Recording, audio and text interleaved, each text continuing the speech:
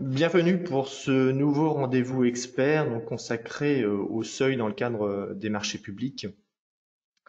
Alors, dans le cadre de la passation des marchés, ces seuils ont une importance primordiale. En effet, la procédure applicable ou le mode de publicité varie en fonction de la valeur estimée du marché. De ce fait, outre un rappel de la réglementation applicable, modifiée notamment par un décret du 22 juillet dernier, et la distinction des différents types de seuils, ce rendez-vous expert est l'occasion d'examiner les modalités de calcul des seuils au travers d'exemples concrets. Romain Loret, avocat associé au sein du cabinet Simkowitz, Weisberg et Associés, a accepté de faire le point sur cette réglementation et les questions qu'elle soulève. Alors, avant de vous laisser la parole, Maître, je vous rappelle que vous avez à tout moment la possibilité de poser par écrit vos questions en cliquant sur l'onglet Questions. Maître, je vous laisse la parole. Je vous remercie, bonjour à tous. Alors effectivement, aujourd'hui, l'occasion m'est donnée de vous parler des seuils de publicité et de mise en concurrence dans les marchés publics. Alors, ce sujet, c'est un sujet qui est toujours d'actualité. Un sujet qui est toujours d'actualité parce que on en parle régulièrement lorsqu'il s'agit d'alléger les contraintes imposées par le droit de la commande publique. Excusez-moi, j'ai l'impression qu'on a un problème de son. Je ne suis pas certain que vous nous entendiez depuis tout à l'heure.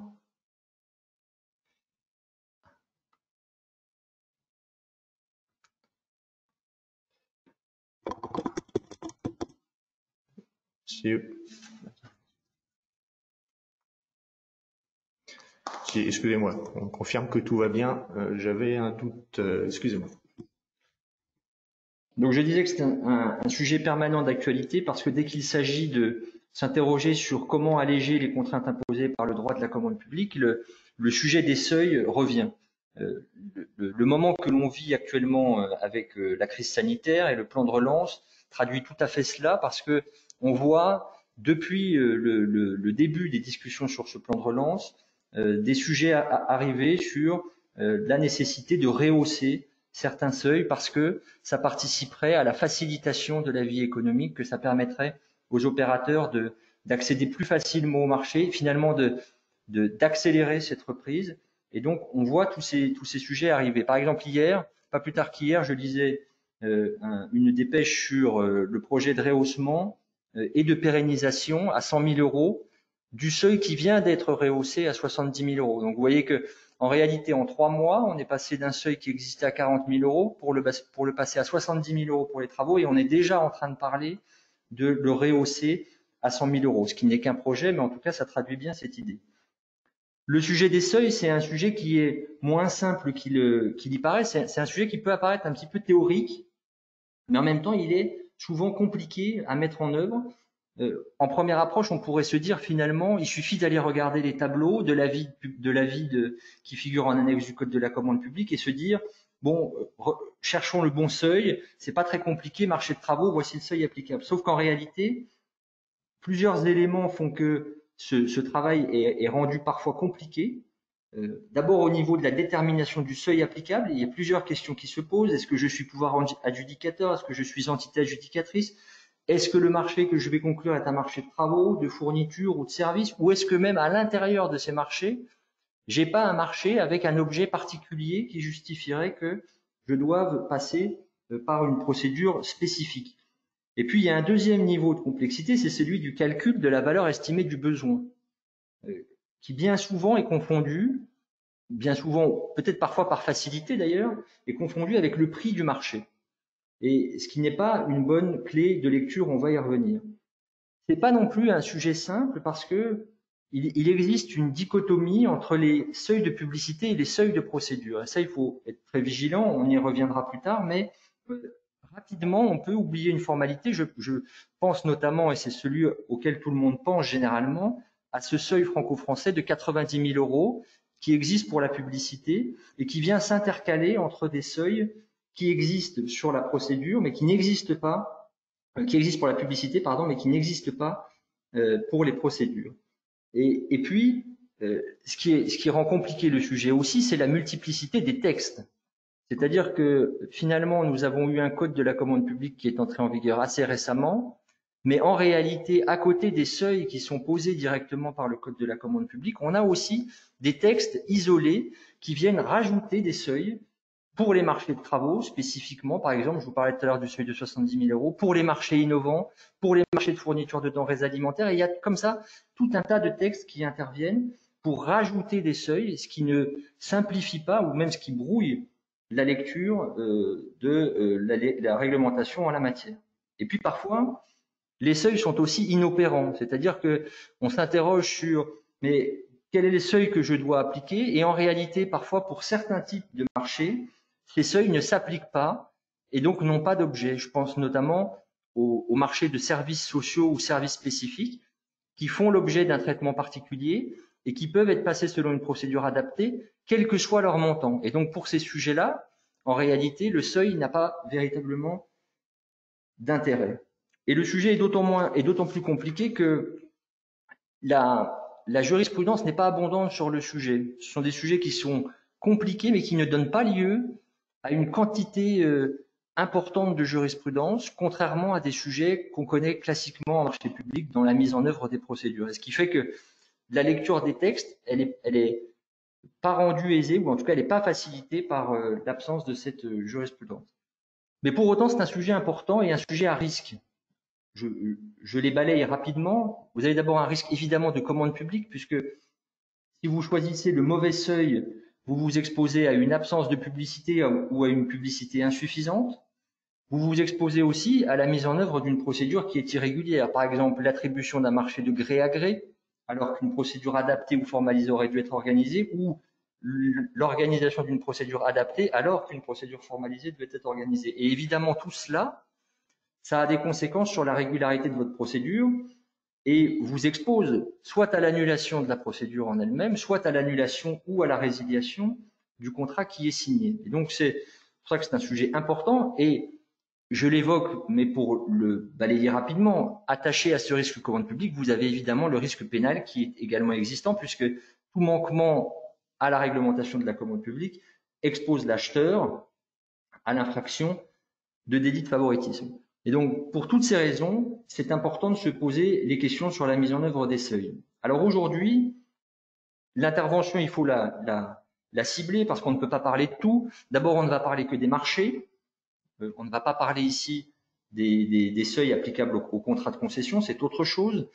On va parler essentiellement des marchés passés, des marchés, j'allais dire, les plus classiques, c'est-à-dire les marchés qui sont passés par les pouvoirs adjudicateurs, même si on évoquera évidemment les marchés passés par les entités adjudicatrices, mais essentiellement on se basera sur ce qui est les textes et la jurisprudence rendue en matière de pouvoir adjudicateur, et on ne parlera pas non plus des marchés portant sur les sujets de défense et de sécurité qui peuvent avoir des règles un petit peu particulières. Pour autant, le socle de base reste le même.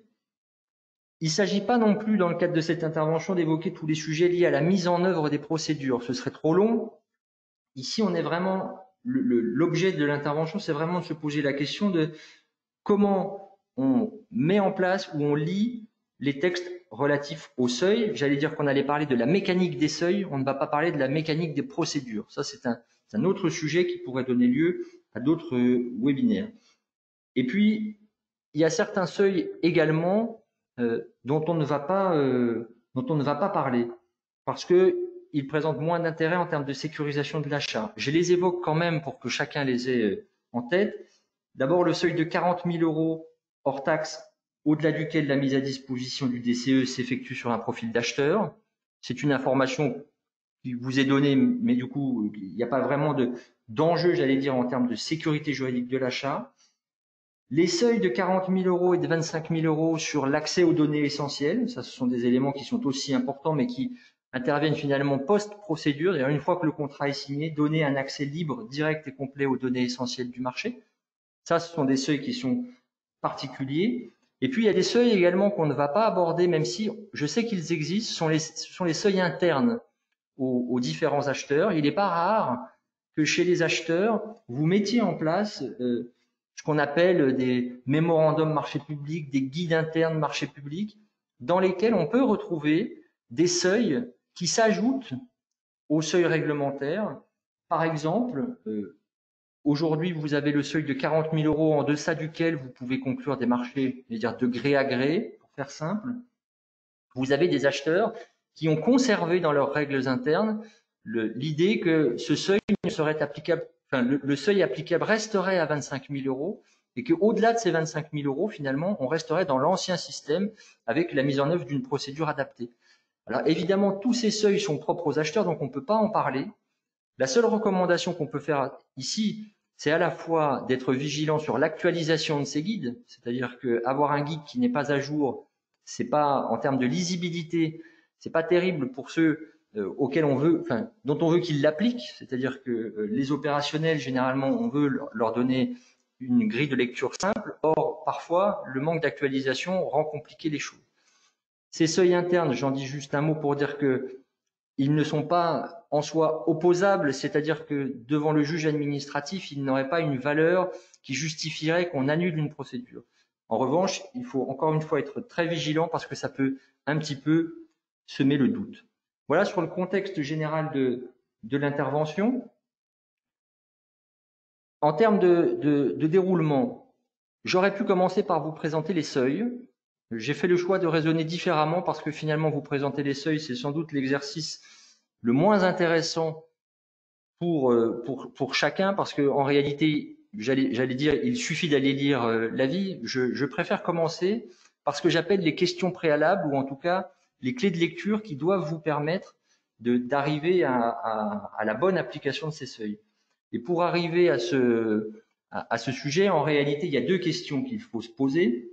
Je les résume. L'identification de la nature du marché. Nature du marché, j'entends marché de travaux, marché de services, marché de fourniture. Et à l'intérieur de ces marchés, parfois, l'identification de l'objet de ces marchés, dont on verra qu'ils peuvent avoir une incidence. Et puis, il y a un deuxième gros sujet, qui est le sujet à proprement parler de la computation des seuils et de ce qu'on appelle le calcul ou de la valeur estimée du besoin, qui porte sur une grosse part dans la mise en œuvre de ces seuils. Alors, sur l'identification de la nature du marché, pourquoi on en parle? Parce que évidemment, la nature du marché a une incidence sur la détermination des seuils qui sont applicables, principalement, mais pas exclusivement, lorsque le marché intègre des travaux et d'autres prestations. Lorsqu'il n'y a, j'allais dire, que des travaux, il n'y a pas de sujet. Lorsqu'il n'y a que des fournitures et des services, le sujet est moindre, on y reviendra. En revanche, quand le marché comporte à la fois des prestations de travaux et des prestations de fournitures et ou de services, le sujet devient important pour la simple et bonne raison que les seuils applicables sont déterminés en fonction d'un côté des seuils travaux, d'un autre côté des seuils marché de fournitures et services. Or, qu'est-ce que peuvent avoir tendance à faire les acheteurs? En tout cas, c'est ce que l'expérience montre. Ils peuvent avoir tendance à qualifier un marché qui devrait être un marché de fourniture ou un marché de services en marché de travaux parce que les seuils sont plus élevés. Et les seuils sont plus élevés, donc ils permettent de recourir à la procédure adaptée pour des marchés qui sont plus importants. Ou par exemple, je prends l'exemple le plus récent, pour se prévaloir d'un seuil particulier applicable au marché de travaux, et notamment ce nouveau seuil de 70 000 € sur lequel on reviendra. On peut avoir cette tendance à se dire finalement, j'ai intérêt à qualifier un marché qui est à la lisière entre fourniture et travaux, je vais le qualifier de marché de travaux, comme ça me permet de recourir à une procédure plus souple. C'est par exemple le cas, nous on a eu ce sujet de l'installation des bâtiments modulaires. La question s'est régulièrement posée au sujet de l'installation de ces bâtiments modulaires. Certains acheteurs les qualifiaient de marché de travaux, d'autres acheteurs les qualifiaient de marché de fourniture, avec des prestations de pose et d'installation de ces bâtiments modulaires. Et évidemment, ceux qui se prévalaient de la qualification de marché de travaux, ça leur permettait de faire de la procédure adaptée jusqu'à 5 millions d'euros et quelques. Et on voit bien la logique. Aujourd'hui, la tendance est plutôt à considérer que ce sont des marchés de fourniture avec des prestations accessoires de pose, mais en tout cas, on voit que le risque peut devenir important. Comment on fait pour déterminer maintenant si l'objet du marché la nature du marché est de travaux ou de fournitures et services. Pour dire si c'est un marché de travaux, on fait application du critère de ce qu'on appelle l'objet principal du marché. Si l'objet principal, c'est les travaux, ce sont les travaux, alors le marché est un marché de travaux. L'objet principal, c'est un critère qui est, j'allais dire, subjectif par opposition au critère objectif de la valeur qui peut être connu par ailleurs pour faire la distinction entre le marché de fourniture et le marché de services. Pour ces marchés-là, on dit finalement, si les fournitures ont une valeur plus importante que les services, alors c'est un marché de fourniture. Et finalement, on est sur quelque chose de très quantitatif, alors que pour déterminer si c'est un marché de travaux, on est sur quelque chose de beaucoup plus subjectif. Ce travail, il faut le faire en amont. Il n'est pas évident, il n'est pas toujours évident. Il est quand même moins compliqué qu'en concession. En concession, vous pouvez avoir des sujets de contrats de longue durée avec des services et avec un doute sur où je place, où se situe l'équilibre. Est-ce que je suis plutôt dans les travaux ou dans les services? Parce que, par exemple, je vais exploiter un ouvrage que j'aurais construit pendant 20 ans.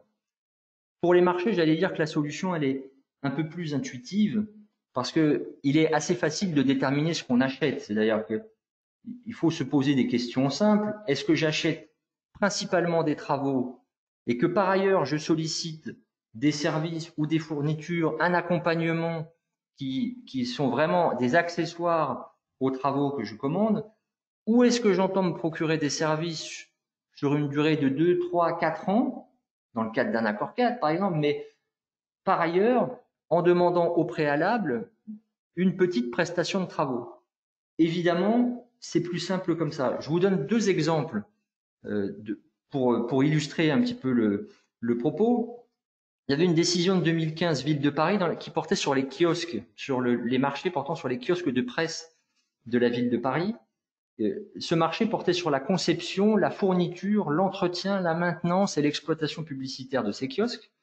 Et d'aucuns soutenaient qu'il s'agissait d'un marché de travaux parce que dans ce marché, des prestations de rénovation des kiosques et d'installation des kiosques étaient prévues. Or, au final, le juge considère que l'objet principal n'est pas les travaux, mais bien l'exploitation de ces kiosques, leur entretien et leur maintenance courante, ce qui ne renvoie pas à une logique de travaux. Je vous donne un autre exemple sur des marchés qui sont assez courants, c'est-à-dire les marchés qu'on appelle généralement les P1, P2, P3 dans le chauffage et des installations de chauffage, un marché d'exploitation d'installations de chauffage et de production d'eau chaude sanitaire, avec des prestations de gros entretien renouvellement de ces chaudières. Là encore, certains soutenaient que le fait qu'on y intègre des travaux de gros entretien renouvellement justifie que ce soit un marché de travaux. Or, le juge considère que ce n'est pas ça et que l'objet principal du contrat, ce sont les fournitures et les services, c'est-à-dire la fourniture des chaudières et l'entretien courant, l'exploitation courante de ces chaudières. Voilà 2 exemples. Il faut donc retenir cette question de l'objet principal. Si l'objet principal, ce sont les travaux, alors j'ai un marché de travaux et donc je peux appliquer les seuils applicables au marché de travaux. Je souligne juste un cas particulier sur ces marchés de travaux, c'est le cas du marché de conception-réalisation, qui regroupe donc, comme son nom l'indique, la conception et la réalisation, et qui, par détermination de la loi, est un marché de travaux, ce qui fait que vous n'avez pas à vous poser la question lorsque vous avez un marché de conception-réalisation, quelle que soit l'ampleur des services qui sont intégrés dedans, on considérera que c'est un marché de travaux avec application des seuils correspondants.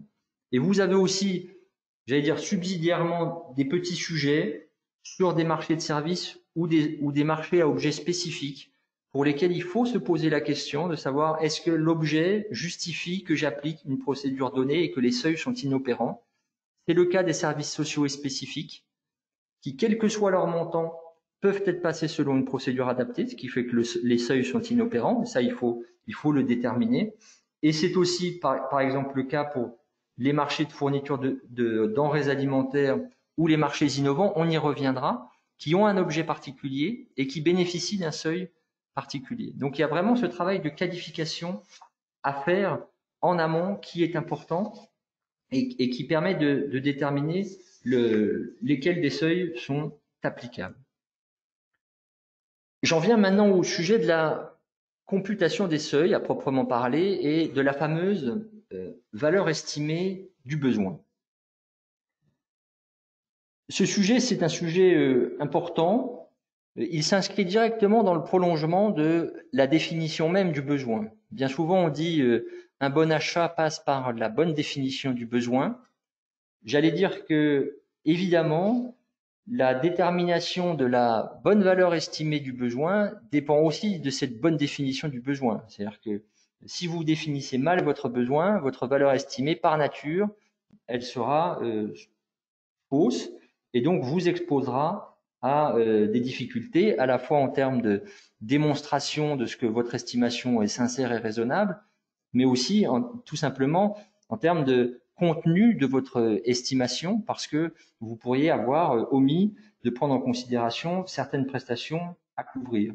Et donc, cette définition du besoin, elle est importante, encore une fois, parce que la première conséquence, c'est le mauvais achat, et la deuxième, c'est que si vous estimez mal la valeur du besoin, vous vous exposez à choisir la mauvaise procédure et donc à une remise en cause de votre procédure. À ce stade, je crois qu'il est important de faire une remarque générale sur ce sujet de la valeur estimée du besoin. Il faut bien dissocier, et ça c'est très important, cette valeur estimée du besoin qui contribue à la définition des bons seuils de publicité de procédure et la mise en œuvre de l'achat par la conclusion des marchés. Ça, c'est vraiment un point important à retenir, c'est que le besoin, c'est pas le marché. Le besoin, c'est plus large que le marché. Je donne un exemple que vous retrouvez sur la présentation. Si vous prenez un marché estimé à 300, qui répond à un besoin en étude sur le potentiel d'amélioration énergétique d'un parc immobilier à 300 000 euros, le choix de la procédure, il s'opère par rapport au montant global, c'est-à-dire que vous allez prendre votre besoin à 300 000 euros, déterminer laquelle des procédures est applicable.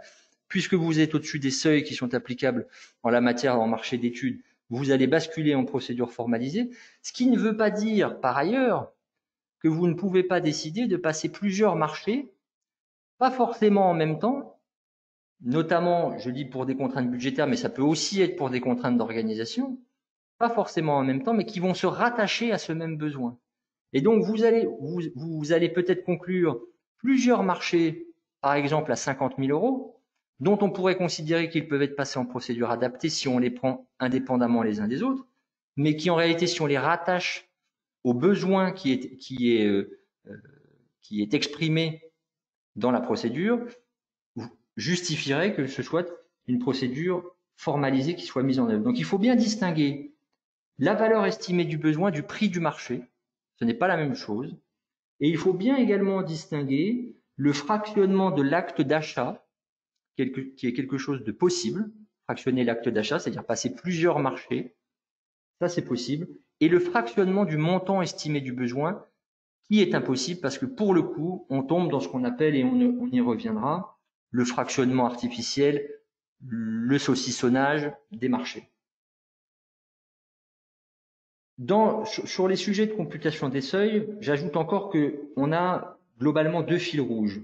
Il y a celui que je viens d'évoquer, c'est-à-dire cette interdiction, j'allais dire générale et absolue, même si c'est un peu trop général justement, du saucissonnage et des dispositifs qui permettent aux acheteurs de se soustraire à des obligations qui peuvent apparaître parfois comme étant contraignantes.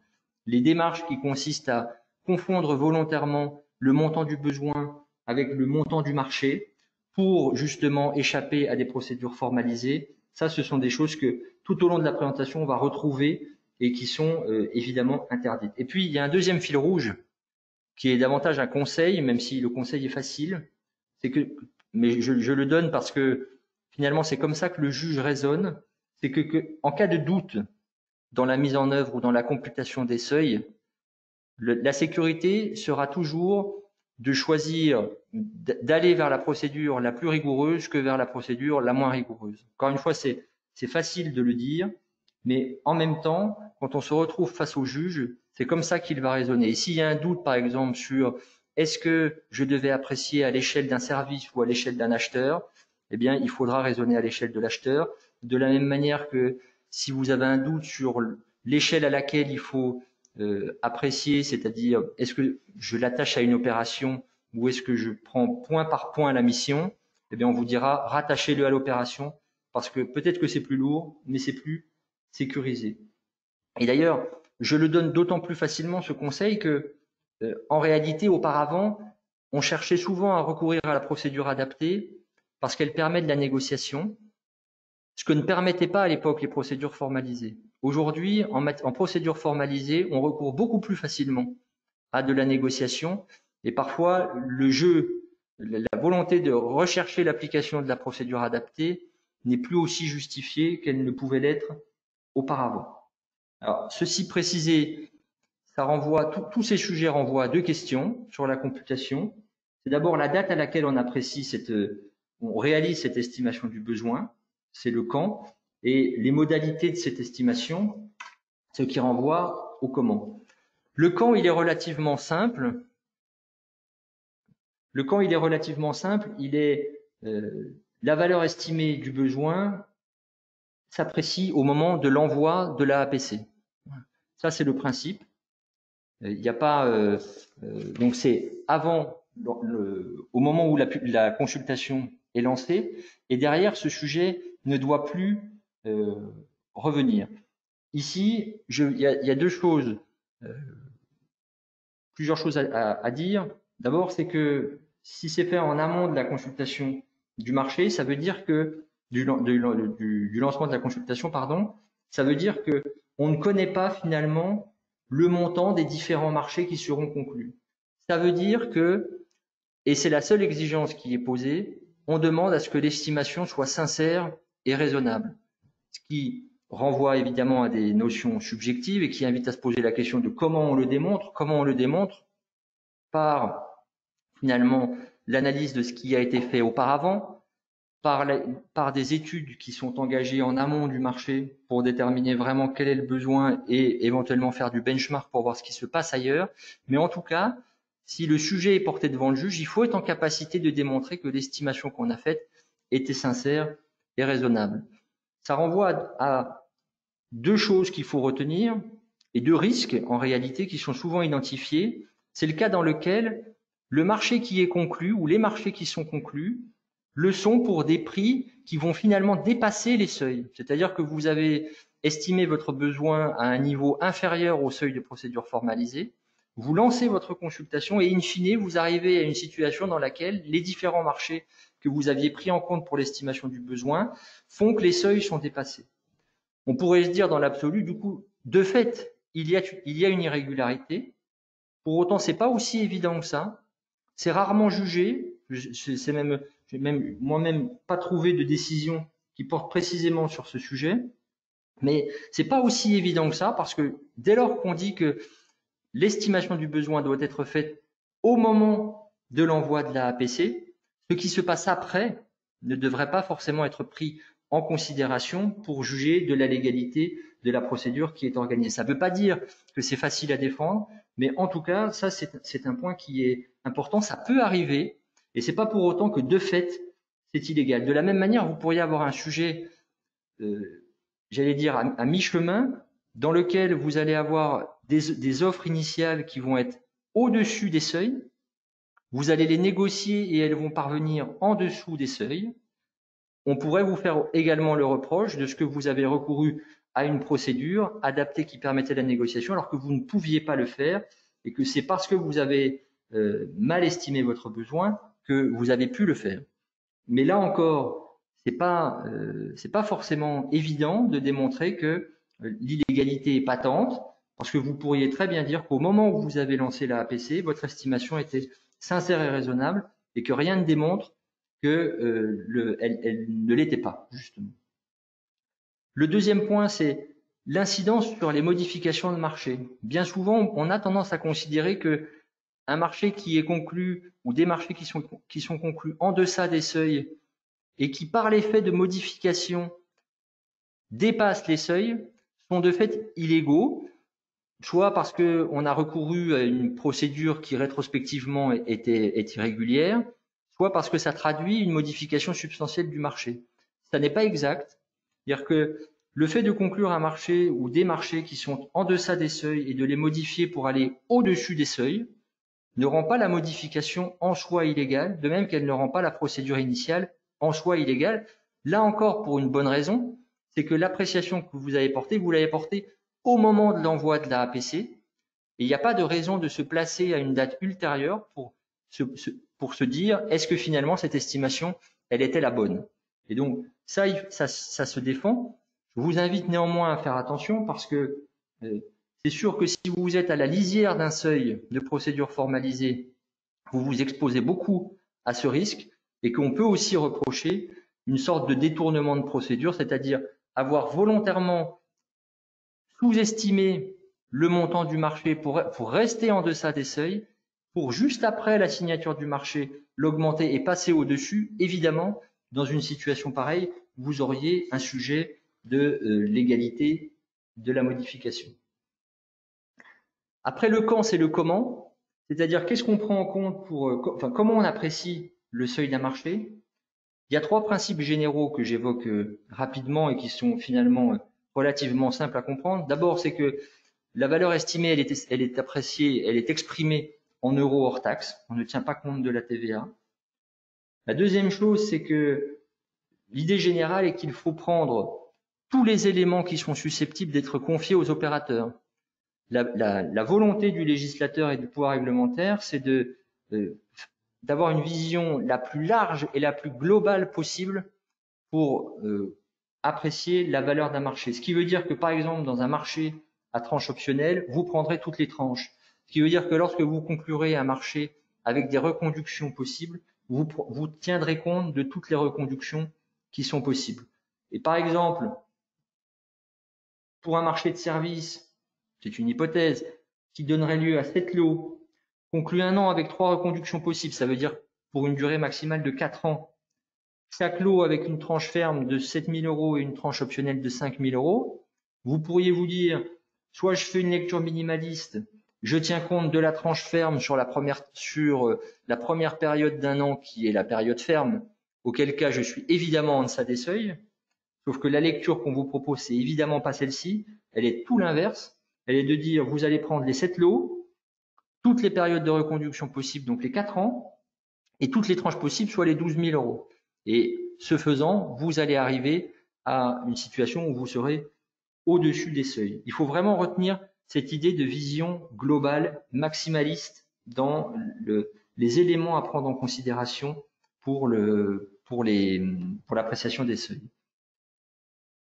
Je fais juste un petit focus ici sur un sujet qui peut être compliqué, sur le cas particulier des marchés sans prix. Je pense notamment au marché des titres restaurants qui donne lieu à pas mal de sujets et qui va donner lieu d'ailleurs, je vous invite à être vigilant à une décision du Conseil d'État sur le sujet, je la connais parce que c'est ici qu'on la traite, et vous avez parfois des marchés qui sont conclus à prix nul, ou en tout cas qui facialement ont des prix nuls. Il faut être vigilant parce qu'encore une fois, je vous disais tout à l'heure que c'est pas le prix du marché qui compte, mais c'est le besoin auquel vous répondez. Et typiquement sur les marchés de titres restaurants, la position du juge actuel, qui est validée d'ailleurs par la Commission européenne, c'est de prendre en considération la valeur faciale des titres restaurants et pas le prix qui sera payé par la personne publique dans l'achat de ces titres. Donc ça, c'est très important à retenir et ça s'inscrit aussi dans cette idée que on ne se contente pas de l'apparence du prix du marché, mais on va vraiment chercher le montant du besoin auquel on veut répondre. Le troisième point, remarque générale, c'est l'interdiction de la scission ou du fractionnement artificiel qu'on appelle aussi le saucissonnage. Et ça, on va le retrouver encore une fois à tous les niveaux. On retrouve ce fil rouge, c'est finalement empêcher que dans le dispositif ou dans les modalités de computation des seuils, vous fassiez en sorte de vous soustraire à une procédure plus contraignante. Alors, il y a 2 sujets dans la computation des seuils, c'est le niveau auquel on l'apprécie et c'est comment vraiment on l'apprécie. Le niveau, ça renvoie finalement à l'idée que, en principe, on apprécie le besoin au niveau de l'acheteur, c'est-à-dire de la personne morale de l'acheteur. Si je suis une commune, j'apprécie le besoin que je veux satisfaire au niveau de la commune. si je suis un EPCI au niveau de l'EPCI, si je suis un établissement public de l'État au niveau de l'établissement public de l'État. En revanche, il peut arriver dans certains cas qu'on puisse tenir compte de situations particulières et qu'on ne se place pas justement à l'échelle de cette personne morale. Avant cela, je veux juste dire que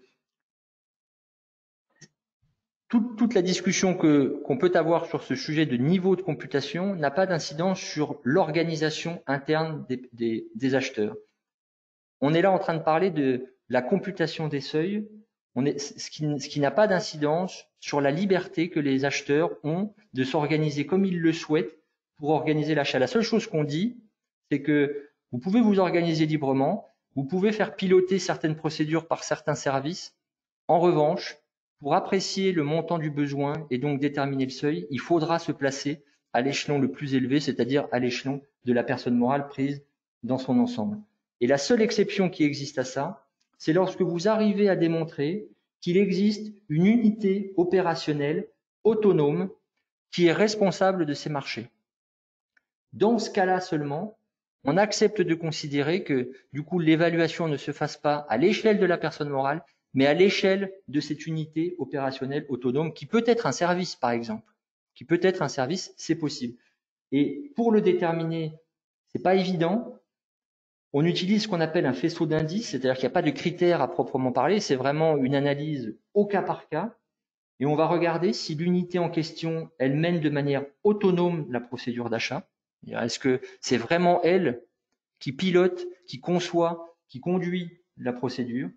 Si elle a la responsabilité d'un budget propre, ça c'est un élément important. D'ailleurs, ça rejoint l'indice suivant qui porte sur l'existence de lignes budgétaires spécifiques pour l'achat concerné. Et ça renvoie aussi à la compétence de la personne qui pilote la procédure pour signer le marché. Il n'y a pas de solution absolue. Il faut vraiment regarder au cas par cas. Mais si tous ces indices sont réunis, si on arrive à démontrer qu'en réalité, c'est vraiment un besoin qui répond, qui est sollicité par cette unité de manière autonome, alors on peut apprécier le besoin à ce niveau-là. Je vous donne un exemple parce que c'est pas le cas le plus fréquent. On peut avoir par exemple des directions régionales d'un établissement public national qui lancent des marchés. On pourrait penser que justement ces directions régionales, elles ont cette autonomie parce qu'elles ont un budget qui leur est propre ou elles ont en tout cas des lignes budgétaires qui leur sont propres. En revanche, dès lors qu'on est plus dans une logique de déconcentration de l'achat, c'est-à-dire que finalement ces directions régionales, elles pilotent la procédure ou le marché pour le compte de l'établissement public national, alors il faut apprécier au niveau de l'établissement public national parce qu'on n'arrivera pas à démontrer que ces directions régionales, elles ont une autonomie suffisante pour qu'on apprécie à leur échelle. Ça donne pas lieu à de nombreux contentieux, mais il faut être vigilant là-dessus parce que c'est un moyen facile de sortir des procédures formalisées, c'est d'ailleurs de considérer que moi, service, je peux acheter librement à mon échelle sans prendre en compte les besoins de mes collègues qui sont à l'étage supérieur. Encore une fois, ça ne veut pas dire que vous ne pouvez pas piloter vos propres procédures. Ça veut juste dire que pour l'évaluation du seuil, vous vous placerez à l'échelle globale et que donc même pour un marché qui, pour votre service, sera inférieur au seuil, vous devrez passer par une procédure formalisée parce que à l'échelle de la personne morale, vous dépassez le seuil. Le deuxième sujet sur la computation des seuils, c'est à quelle échelle? Tout ça renvoie à une distinction générale entre les marchés de travaux et les marchés de fournitures et services. On est sur des sujets qui sont là aussi relativement compliqués. Pour les marchés de travaux, la notion qu'il faut retenir, c'est celle d'opération. C'est-à-dire on apprécie le seuil au niveau on estime le besoin au niveau de l'opération. Et on appelle opération la mise en œuvre dans une période de temps et un périmètre limité, un ensemble de travaux caractérisé par son unité fonctionnelle, technique ou économique. On a finalement deux éléments qui nous aident. La période de temps ou le cadre dans lequel tout ça est réalisé, période de temps et périmètre limité, et puis l'unité de l'opération, c'est-à-dire est-ce que finalement ces différents marchés de travaux contribuent tous à la réalisation d'une opération qui est plus globale ou d'un projet qui est plus global.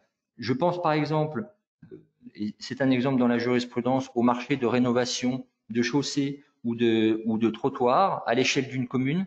On va considérer que dès lors que c'est à l'échelle de la commune que tout ça se passe, même si ça se passe sur différents quartiers de la ville, ça contribue à une même opération et ça doit être rattaché au niveau de cette opération. De la même manière, si vous construisez plusieurs bâtiments administratifs dans une cité administrative, on prendra en compte non pas bâtiment par bâtiment, mais à l'échelle de la cité administrative. C'est vraiment un élément qui est important. La jurisprudence en la matière, elle est d'ailleurs assez rigoureuse, c'est-à-dire que le juge a plutôt une tendance à englober les différents besoins. Pour l'exemple, et pour ne pas trop en citer, mais je vous donne juste une décision qui a été jugée très surprenante et qui est à la fois symptomatique des démarches parfois hardies de certaines collectivités. Vous aviez un marché, une collectivité qui a conclu par exemple 3 marchés de travaux d'un montant maximum de 5 millions d'euros en considérant que chaque marché de travaux portaient sur des réseaux distincts, même s'ils étaient sur le même territoire, ils portaient sur des réseaux distincts, alors pourtant que tous ces travaux étaient conduits dans le cadre d'une même opération, c'était l'opération de réalisation d'un tramway, de travaux de dévoiement de réseau pour l'installation d'un tramway. Et contrairement à ce qu'on peut penser, le juge a par exemple considéré, mais c'est vraiment une situation, une solution isolée, a considéré on pouvait considérer qu'il fallait apprécier réseau par réseau, opération par, enfin, du coup, que chaque réseau constituait une opération et que donc il était possible de recourir à une procédure adaptée. Je vous donne cet exemple, mais qui est finalement un contre-exemple, parce que toute la jurisprudence est plutôt dans le sens d'une vision englobante des travaux qui se rattachent à une même opération. Pour les marchés de fourniture et services, la situation est un peu différente. C'est-à-dire qu'en marché de services et de fourniture, on recherche l'homogénéité de ces fournitures et de ces services au regard soit des caractéristiques propres des fournitures et services, soit de leur unité fonctionnelle, ce qui renvoie quelque part à la notion d'opération qu'on vient d'évoquer. Et le juge apprécie cela de manière très concrète. Je prends un exemple. Vous pouvez avoir un projet de rénovation globale d'un bâtiment, conclure des marchés de services, d'architecture. Alors ça, c'est au niveau communautaire, donc c'est pas des marchés de maîtrise d'œuvre comme on les connaît chez nous, mais conclure des marchés de services d'architecture étalés dans le temps, c'est-à-dire une partie en 2010, une partie en 2012, une partie en 2014. Et pour autant, le juge va considérer que dès lors que ces services sont attachés à un même bâtiment, à un même projet de rénovation, il fallait cumuler l'ensemble de ces marchés pour apprécier le seuil parce qu'en fait, c'était un même besoin. Et donc, vous voyez qu'il y a cette idée d'englober lorsque on arrive à rattacher à un même projet, à un même, parfois à un même bâtiment. Je fais un focus, et je le referai après sur les marchés de maîtrise d'œuvre parce que c'est un sujet, pour simplement vous dire que, contrairement à cette logique-là, la doctrine administrative accepte de considérer que la maîtrise d'œuvre est un bloc homogène à part et qu'on ne devrait pas y intégrer les autres prestations intellectuelles qui sont attachées à la réalisation d'un bâtiment ou la réalisation de travaux plus largement. Je pense notamment à la programmation, aux activités de contrôle technique, aux activités de CSPS qui peuvent être chacune traitées comme un bloc homogène distinct. Je ne dis pas que c'est pas critiquable, en tout cas c'est la position de la doctrine administrative, mais retenez plutôt que là encore, soit au regard des caractéristiques propres, soit au regard de l'objectif de ces services, c'est-à-dire est-ce qu'ils contribuent à un même projet, on devrait apprécier à l'échelle de tous ces services. Il y a enfin 2 cas particuliers, le cas des marchés de fourniture et services qui répondent à des besoins réguliers. Simplement pour vous dire que pour ces besoins réguliers, l'appréciation elle est cadrée par le texte parce qu'il faut apprécier sur une année entière, c'est-à-dire que vous devez réaliser l'évaluation sur la base de 12 mois, quand bien même votre marché serait inférieur à cette durée de 12 mois, c'est 12 mois minimum, et vous l'appliquez au nombre d'années correspondant à la durée de votre marché. Et puis, il y a aussi le cas particulier des accords cadres, sur lequel on peut aller relativement vite, mais pour dire que ce sont, pour la valeur estimée d'un accord cadre, c'est l'ensemble des marchés subséquents ou l'ensemble des bons de commande à émettre pendant la durée de l'accord cadre qui doivent être pris en considération, avec un cas particulier, c'est le cas de l'accord cadre dans lequel vous n'avez pas de maximum fixé. Et lorsque vous n'avez pas de maximum fixé, les textes prévoient que l'accord cadre est réputé répondre à un besoin supérieur au seuil. C'est-à-dire que quand bien même le besoin que vous estimez dans votre accord cadre est inférieur au seuil, c'est-à-dire vous prenez un accord cadre de service pour 100 000 euros sur la durée de l'accord cadre, mais que vous ne fixez pas de minimum ni de maximum, vous pourriez vous dire « je vais prendre une procédure adaptée parce que mon estimation me conduit à considérer que je suis en deçà des seuils », mais comme vous ne fixez pas de maximum, alors votre accord cadre il est réputé être supérieur au seuil. Donc ça peut vous inciter aussi à fixer ce maximum justement pour éviter de basculer dans la procédure formalisée. Voilà toutes les règles de computation que je voulais vous présenter. Je vois que le temps tourne, donc si je veux vous laisser poser des questions et y répondre, je vais passer rapidement. On a remis ici, mais encore une fois, je ne suis pas sûr que ce soit très intéressant de les présenter tous, les différents seuils qui sont applicables. Le seuil que vous connaissez j'en parle d'une manière générale, le seuil de 40 000 euros, qui a succédé au seuil de 25 000 euros, qui avait lui-même succédé à celui de 20 000, puis de 15 000. Donc vous avez maintenant un seuil de 40 000 euros en deçà duquel vous pouvez passer des marchés de gré à gré, c'est-à-dire sans publicité ni mise en concurrence, parce qu'on considère que ce sont des petits marchés qui n'ont pas vraiment d'incidence sur le jeu normal de la concurrence. Et ce seuil de 40 000 euros a été spécifiquement rehaussé pour les travaux à 70 000 euros. C'est ce que vous retrouvez ici dans le tableau, 70 000 euros jusqu'au 10 juillet 2021. Ça fait partie des mesures qui ont été annoncées dans le cadre du plan de relance, et donc c'est ce seuil qui se retrouve et qui pourrait être rehaussé dans les mois qui viennent à 100 000 euros. Et puis après, vous avez les seuils qui ont été modifiés, je crois, en début d'année 2020. C'est-à-dire pour les travaux, le seuil de procédure formalisée se retrouve à 5 350 000 euros. C'est-à-dire il a baissé par rapport au niveau qui était le sien précédemment. Et pour les marchés de fournitures et services, vous avez toujours la distinction, j'allais dire, pour faire simple, État, collectivité locale, avec un seuil pour l'État à 139 000 euros et un seuil pour les collectivités locales à 214 000 euros, au-delà duquel vous êtes en procédure formalisée. Quelques derniers points d'actualité. Vous avez des seuils qui se sont encore rajoutés à ce cadre général. Le seuil qu'on appelle le seuil spécifique achat de denrées alimentaires, qui a été prévu par le décret du 22 juillet 2020.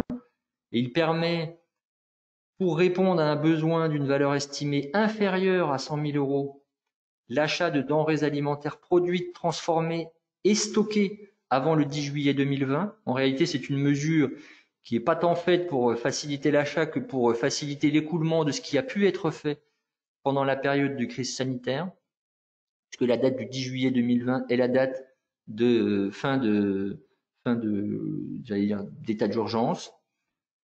Vous avez également un seuil qui existe depuis fin 2018, début 2019, qui porte sur les marchés innovants. C'est toujours une expérimentation à ce stade, une expérimentation qui dure 3 ans et qui permet de conclure des marchés de travaux, de fournitures et de services pour un besoin d'un montant inférieur à 100 000 euros hors taxe, qui vous permet de les conclure de gré à gré, comme pour les denrées alimentaires, le point précédent. Et puis vous avez aussi un dispositif particulier, mais je m'y arrêterai pas, je l'évoque juste, pour les livres non scolaires. Le dernier point que je voulais évoquer, c'est celui des petits lots, qui est un sujet à cheval sur la question des seuils et des procédures. Sachez juste que vous avez la possibilité, quand bien même vous seriez en procédure formalisée sur certains au regard du montant global, vous avez la possibilité pour ces petits lots, souvent ceux qui sont inférieurs à 40 000 euros, ou à 80, d'une manière générale, ou à 80 000 euros, ou pour les fournitures et services, ou 70 000 euros pour les travaux, et qui ne dépasseraient pas 20% du montant cumulé de tous les lots, de recourir à des procédures particulières. Ça, sur ce sujet spécifique des petits lots, je vous invite à vous reporter sur les différents textes applicables du Code de la commande publique, mais également des décrets du 22 juillet 2020 sur les seuils de 70 000 et de 80 000 euros pour les denrées alimentaires. Voilà, j'en ai terminé et je suis prêt à répondre à vos questions. Alors maître, je vous remercie donc pour cette présentation vraiment très claire. Et donc on va passer directement aux quelques questions qui ont été posées par écrit par les participants qui se sont inscrits. Donc on verra ensuite si des questions ont été posées durant cette présentation. Alors effectivement, parmi les questions posées, certaines sont plus ou moins compliquées que d'autres. La première, elle portait sur la possibilité d'organiser une procédure formalisée pour un marché répondant à un besoin inférieur au seuil de procédure formalisée. La réponse est oui, c'est-à-dire que c'est évidemment possible d'organiser, par exemple, un appel d'offres pour un besoin qui pourrait justifier que vous passiez en procédure adaptée. En revanche, l'inverse n'est évidemment pas possible, c'est-à-dire retenir une procédure adaptée alors que vous êtes au-dessus du seuil de procédure formalisée, ça c'est évidemment impossible. Il faut préciser néanmoins que lorsque vous décidez de faire application d'une procédure formalisée alors que ça n'est pas obligatoire, vous devez vous y tenir. C'est-à-dire que c'est pas une application ensuite qui se fait à la carte. Si vous vous lancez dans un appel d'offres, vous appliquez les règles qui sont applicables à l'appel d'offres dans son intégralité. La deuxième question, elle portait sur le calcul des seuils en maîtrise d'œuvre et notamment sur l'intégration des services programmistes, sécurité incendie, CSPS, contrôle technique, tous ces sujets-là. Alors, j'ai commencé à y répondre tout à l'heure. Il n'existe pas de règles particulières, dans les textes en tout cas. On pourrait considérer que finalement, tous ces services, toutes ces prestations intellectuelles qui se rattachent à la réalisation d'un ouvrage de bâtiment ou d'un ouvrage devraient être prises en compte pour apprécier le montant du besoin auquel il faut répondre. Ce qui voudrait dire que très rapidement, on pourrait se retrouver pour tous ces marchés sur des procédures formalisées. En revanche, il est admis, et ça c'est une réponse ministérielle qui vient d'ailleurs finalement confirmer la position de la MIQCP sur le sujet, il est admis que on raisonne bloc par bloc, que la maîtrise d'œuvre en soi est un bloc. Alors maîtrise d'œuvre, j'allais dire mission de base et mission complémentaire, ça constitue un bloc, que le contrôle technique constitue un bloc, que le CSPS constitue un bloc également et que donc en réalité on apprécie le montant du besoin à l'échelle de chacun de ces blocs. Ça me paraît pas tout à fait conforme à la jurisprudence pour être tout à fait objectif sur le sujet, mais en revanche c'est ce qui se pratique et c'est ce qui est admis. Voilà, pour l'heure, et il n'y a pas de jurisprudence interne. Quand je dis que c'est pas tout à fait conforme à la jurisprudence, c'est plutôt à la jurisprudence de la Cour de justice de l'Union européenne. La troisième question, elle porte sur le seuil des marchés innovants, le seuil des 100 000 euros pour les marchés innovants. C'est-à-dire comment on articule ce seuil avec la computation au sein d'une nomenclature achat. Si j'ai bien compris la question, la réponse est la suivante, c'est-à-dire que pour ces marchés innovants, il n'y a pas de dérogation aux règles de computation des seuils.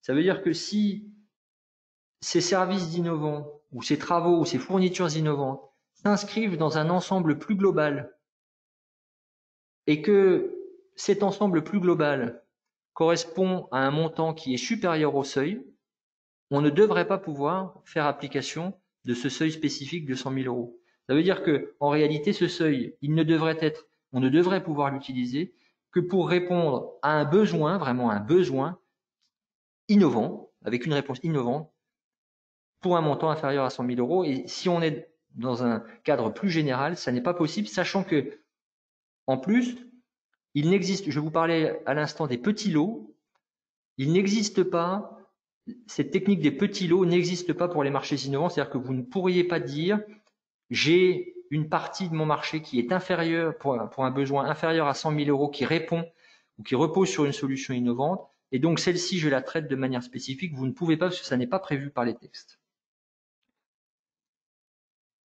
La quatrième question portait sur le calcul de la valeur estimée du besoin, et notamment sur est-ce qu'on prend quand on dit montant total hors taxe, de quelle taxe parle-t-on?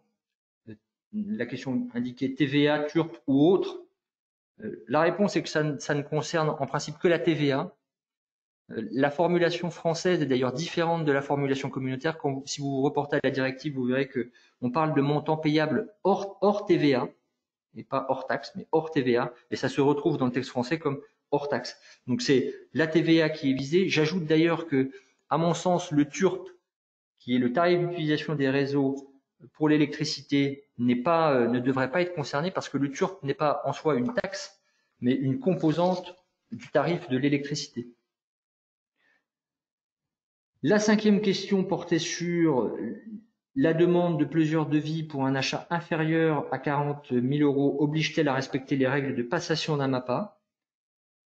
La réponse est, à mon sens, non, parce que vous pouvez tout à fait, pour un achat inférieur à 40 000 euros, demander plusieurs devis sans basculer dans l'application d'une procédure adaptée avec tous les dispositifs qui sont applicables à la procédure adaptée, parce que tout simplement, ces devis vous permettent aussi de répondre à l'objectif qui est fixé par le législateur d'une bonne utilisation des deniers, et aussi d'éviter d'attribuer ces petits marchés toujours au même opérateur.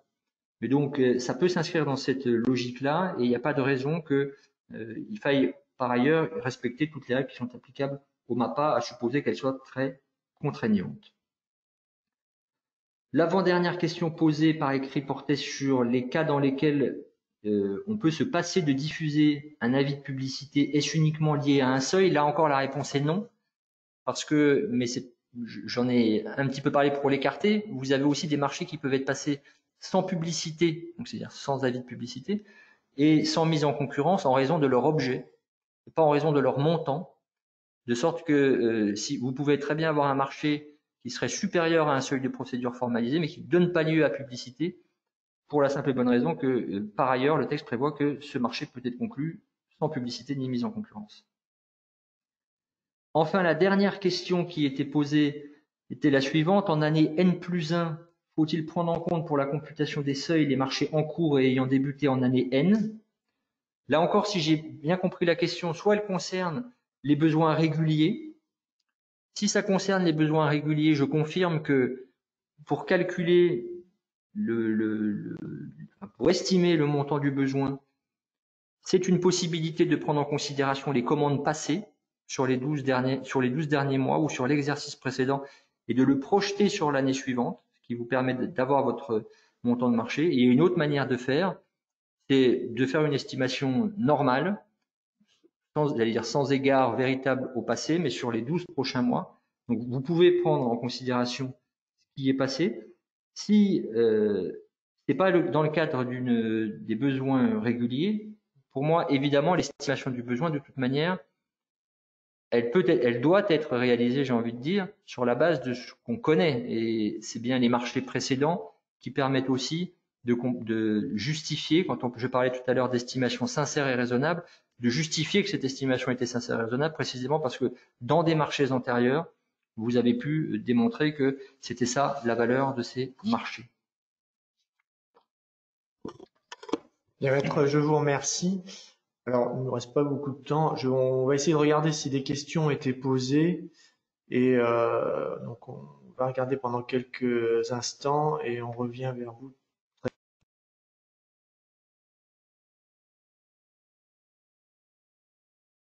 Vous pouvez... Alors, parmi les questions qui sont posées, il y en a énormément.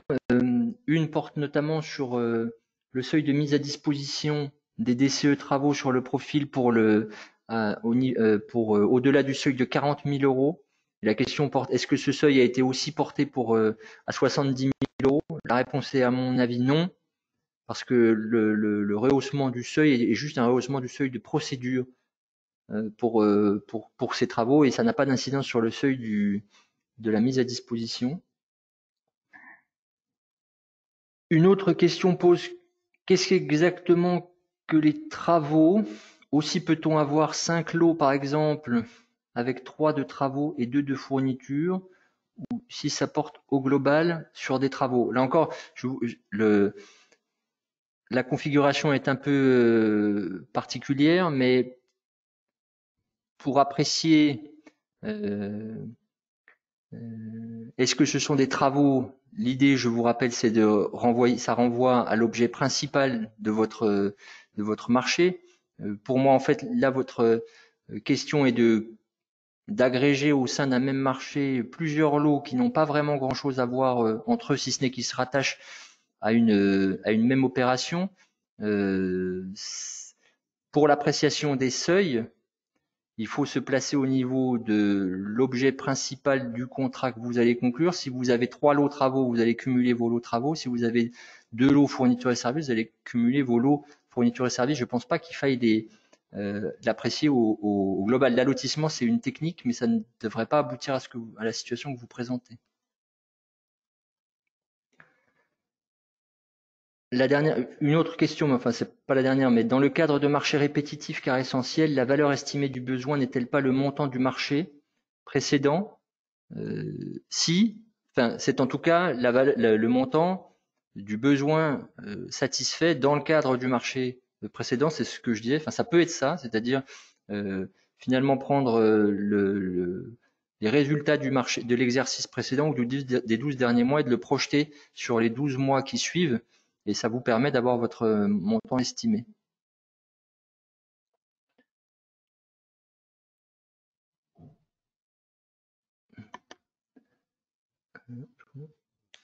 Pardon.